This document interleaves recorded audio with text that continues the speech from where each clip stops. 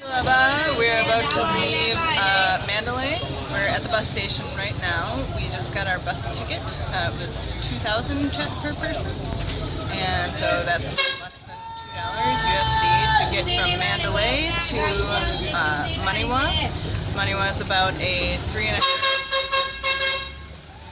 half to 4 hour bus ride, and that is how charming the bus horns are. So we're going to hop on this bus pretty quick here, and we should get to Maniwa around 1 p.m. In my way!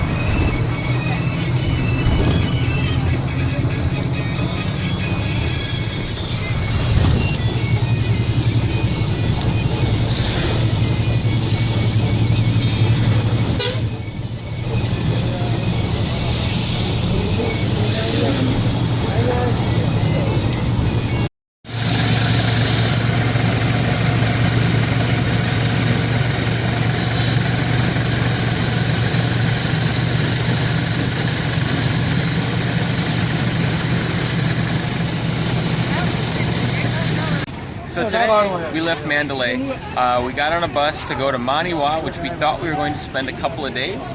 Unfortunately, due to their Independence Day, we think, all the hotels are booked in the town.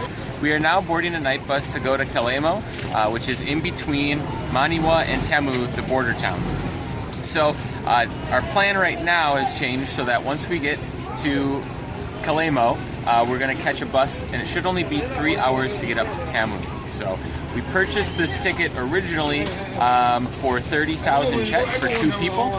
We had to switch that. It was a day bus, and now we're taking the night bus, and we got that for 22,000 Chet for 2 people. So a little bit of a discount for taking the night bus, although I have a feeling it's going to be quite uncomfortable. It's not the way that we wanted to go about doing this and getting to the border, but it seems to be what's happening. So we're just going to go with it. This is the bus. They are proceeding to load a bunch of banana leaves on top.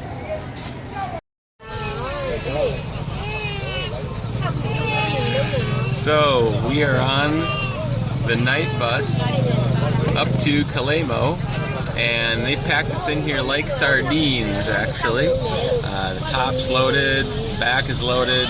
We got 5 to a seat here. And there's a baby right behind me. As well as a sack of some sort of food under our feet. Yep. Our knees are almost up to our chins. And they gave us puke bags and also these nice little masks, so when the people behind us start throwing up, we don't have to actually smell it. Mm-hmm.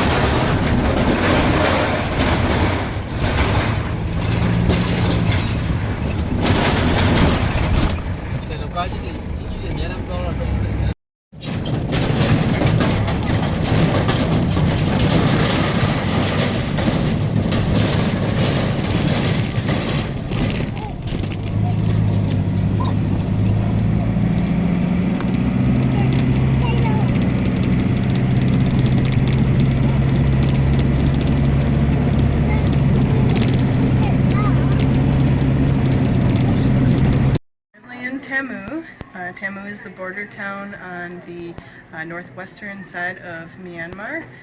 We were hoping to cross into Moreh when we got here yesterday. Unfortunately, when we applied for our MTT permit, we applied for a certain day to cross the border, and so they didn't actually have our permit ready. They're supposed to tomorrow. There was also another roadblock that we hit with India. Apparently everything's in line for us to get our permit tomorrow for Myanmar, but there has been a certain exemption that Manipur has been under for the last 2 years where it's not a restricted area and you didn't have to have a permit to go there, but now you do since the first of the year. So we are basically stuck here in Tamu because we can't cross over to India at the moment without special permission from that side now, as are several other travelers from other places around the world. We met a Korean guy as well as a French guy that are also stuck here. They're supposedly letting the Korean guy through tomorrow into Moreh as well as ourselves, and the French guy is being held behind for another day or two after that. So we're just kind of playing it by ear right now. We may or may not be able to cross tomorrow. Our visas expire on the 6th and today is the 4th, so we're hoping that everything will go smoothly tomorrow. So, see what happens. The driver and the good driver. Yeah. Alright, we are on our way to the Indian border. We have our MTT permits. We'll see what happens.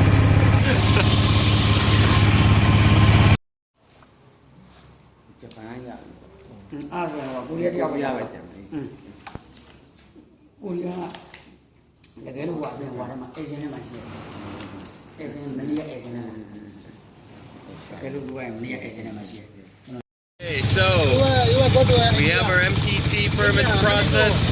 We have our exit stamps in our passport from Myanmar. Now we're going to go and see if the Indian side is going to let us through. We're crossing our fingers right now. But the taxi driver is going to bring us all the way there. Now we are crossing the Friendship Bridge into India.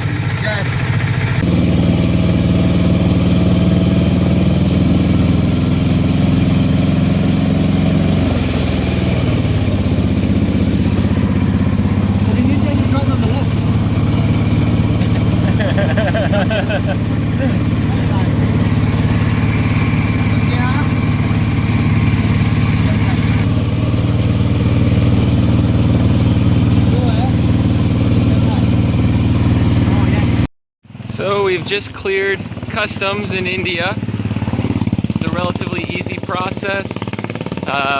The person at customs was very nice and friendly.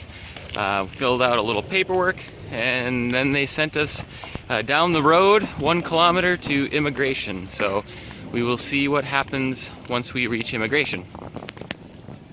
Security, like army, just seeing tourists passing by. Hey, give me a list of something.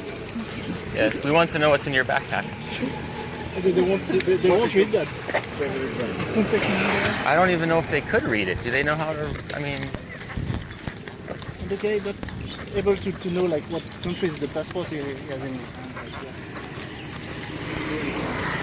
Oh, Maybe I got some nice pictures. I think we're in closer and closer to the real thing. Alright, so we just went through customs and then went to a military checkpoint where they wanted to know what was in our backpack and they wanted our contact phone numbers. And now we are again approaching immigration.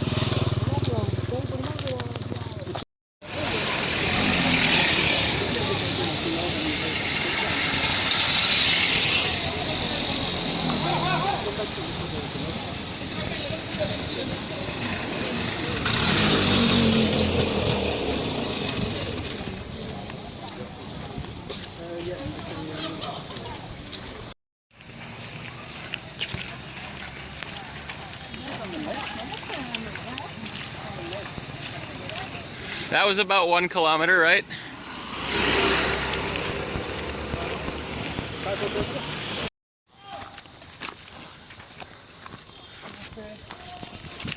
Alright, so we've cleared customs, we went through immigration, No problems, no hassles. The guys were actually really nice, letting us through the border. They had, you know, AK-47s, but that's kind of expected for, you know, border crossings. It's almost surprising if they don't have any weapons. We went to a bank that was maybe about 100 yards or 100 meters down the road from immigration, and it was actually kind of interesting. We crossed the bridge. The first thing we went to was customs. We went through customs. They told us to walk 1 kilometer down the road to the police station. At the police station, we went through past immigration, and for some reason they told us to go through customs again, but when we went to the other building they told us to, the guy said there was no problem, we could keep going. So we are on a minibus now, and we're getting ready to go to Impal, and from there we have to register with a government agency. And the FRO.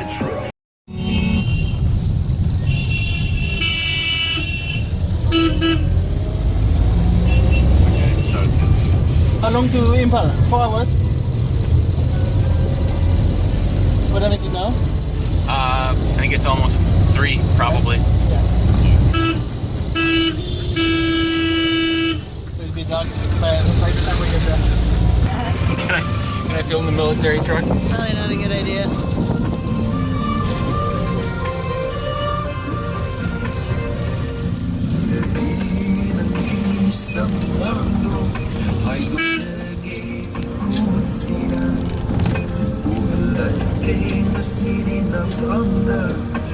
Crossed another military checkpoint, one of probably many on this trip.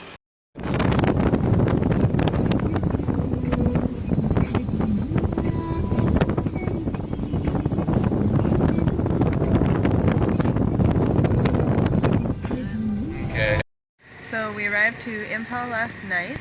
It was a pretty fast road drive from the border, but we got here in one piece, and today we woke up and we had to register with the Foreign Registration Office, which is actually the same as the police department in Impal. We weren't exactly sure of the location, so we just started walking out of the youth hostel where we're staying over by the Kangla fort.